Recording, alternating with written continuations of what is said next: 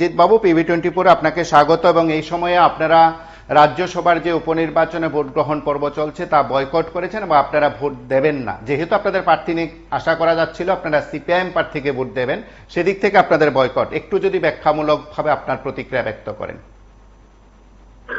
আমাদের দল সিদ্ধান্ত নিয়েছে রাজ্যের সদ্য সমাপ্ত 30 পঞ্চায়েত নির্বাচনে যে হারে অত্যাচার হয়েছে গণতন্ত্রের প্রতি, 71% সিটে আনকন্টেস্ট হয়ে গেছে, এইসব প্রতিবাদে আমরা এটা বয়কট করেছি।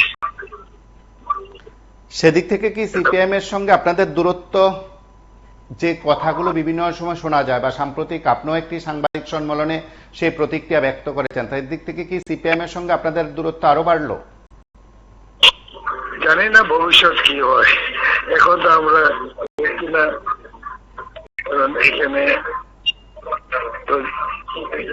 যেখানে জয় হবে না সেখানে গেছি না আমরা, এই কারণ দেখি সিদ্ধান্ত নিয়েছি। সিপিআইএম নেতৃত্বের তরফে কি আপনাদের সঙ্গে যোগাযোগ করা হয়েছিল বা কথা হয়েছিল?